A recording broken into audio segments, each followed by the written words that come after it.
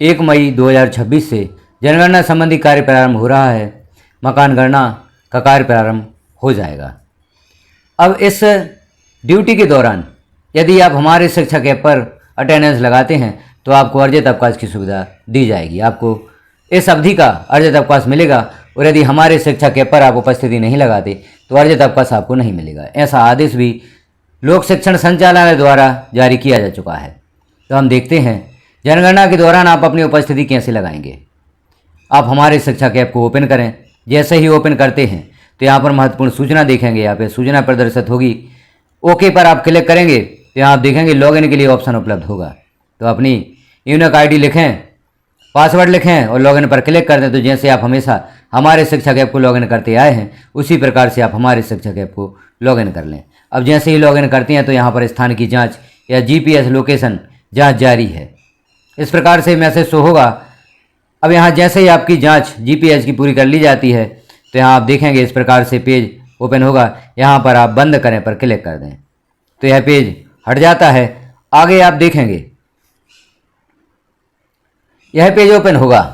Time in दिया गया है, टाइम आउट दिया गया है जो पूर्व से आपके हमारे शिक्षक ऐप पर दर्ज होगा। क्योंकि अभी सुबह की शिफ्ट में आप विद्यालय जा रहे थे तो यह टाइम यहाँ पर प्रदर्शित होगा। अब नीचे आप देख रहे हैं शिफ्ट बदलें।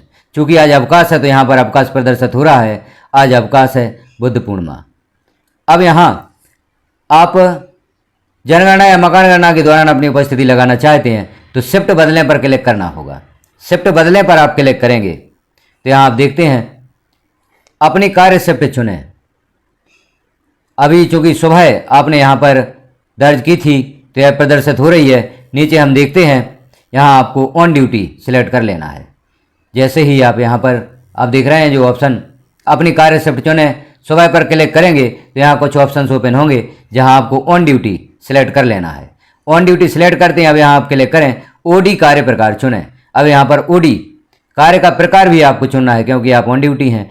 किस प्रकार का कार्य कर रहे हैं ऑन ड्यूटी में वह आपको चुनना है। तो नीचे हम देखते हैं जैसे ही आप यहाँ क्लिक करेंगे ओडी कार्य प्रकार चुनें तो यह ऑप्शन यहाँ पर प्रदर्शित होंगे। अब आप देखें यहाँ पर meeting, evaluation, school work, census duty. तो जनगणना ड्यूटी से संबंधित यहाँ ऑप्शन उपलब्ध करा दिया गया है। तो जनगणना ड्यूटी यहाँ पर आपको सिलेक्ट करना होगा। सेंसस संबंधी आप कार्य कर रहे हैं, मकान गणना संबंधी कार्य कर रहे हैं तो जनगणना ड्यूटी यहाँ पर आप सिलेक्ट कर देंगे। जैसे ही यहाँ सिलेक्ट करेंगे तो इस प्रकार से यह सिलेक्ट हो जाता है सेंसस ड्यूटी या जनगणना ड्यूटी। अब आप शिफ्ट पुष्टि करें पर क्लिक कर दें।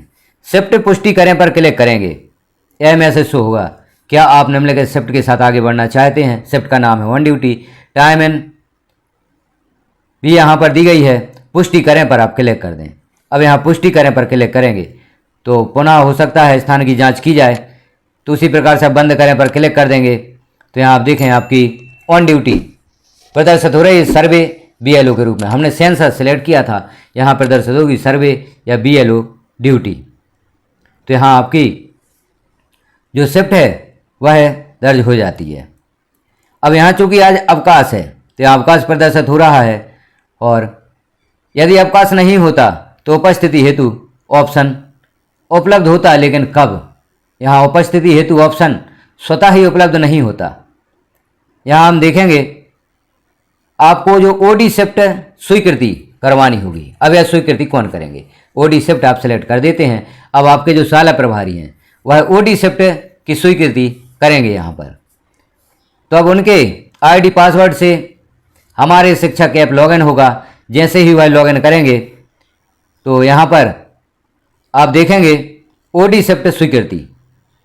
शाला प्रभारी के लॉगिन पर यह सुविधा दी गई है ओडी शिफ्ट स्वीकृति। यदि आप अपने लॉगिन पर यह कार्य करना चाहेंगे तो नहीं होगा।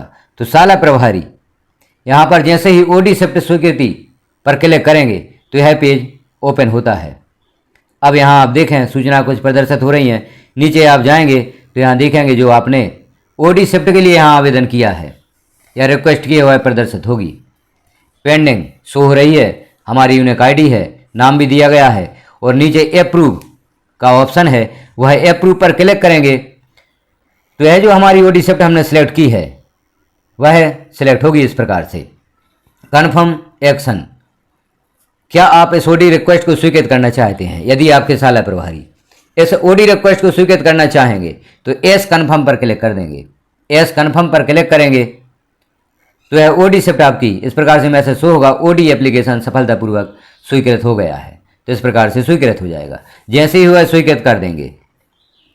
यहाँ आप देखेंगे ओडी शिफ्ट स्वीकृत हो गई है, अप्रूव्ड यहाँ पर प्रदर्शित हो रहा है।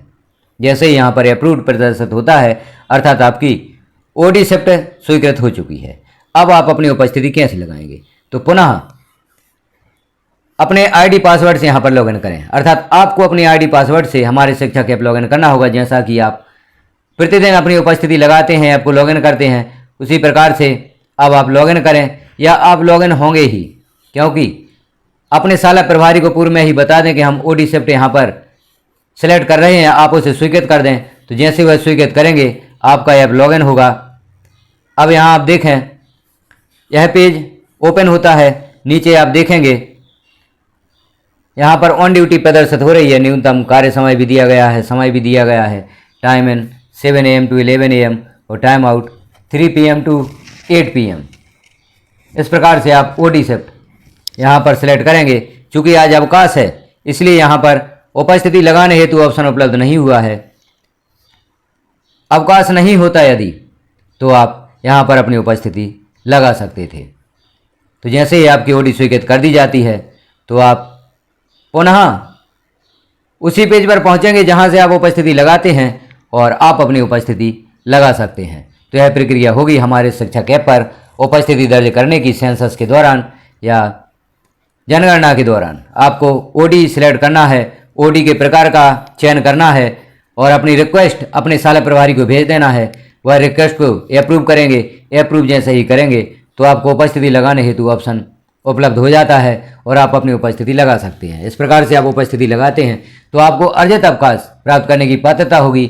उपस्थिति नहीं लगाते तो आपको अर्जित अवकाश की पात्रता नहीं होगी। आपके अर्जित अवकाश आपको स्वीकृत नहीं किए जाएं, क्योंकि पूर्व में आदेश भी जारी किया जा चुका है। पूर्व वीडियो में हम उस आदेश को भी देख चुके हैं जो लोक शिक्षण संचालनालय द्वारा जारी किया गया है। उस आदेश को भी आप देखना चाहते हैं तो चैनल पर एक बार विजिट करें और उस आदेश को देखें। इस प्रकार की महत्वपूर्ण जानकारियां देखने के लिए चैनल पर विजिट करते रहें। चैनल को सब्सक्राइब कर लें, बेल आइकन को क्लिक कर ऑल पर प्रेस कर दें तो यह जानकारियां स्वतः ही आपको नोटिफिकेशन के रूप में प्राप्त हो सकेंगी। जानकारी अच्छी लगी हो तो अन्य साथियों में शेयर करें, लाइक करें और एक कमेंट आप अवश्य करें। हमारे साथ बने रहें। वीडियो को लास्ट तक देखने के लिए आपका धन्यवाद।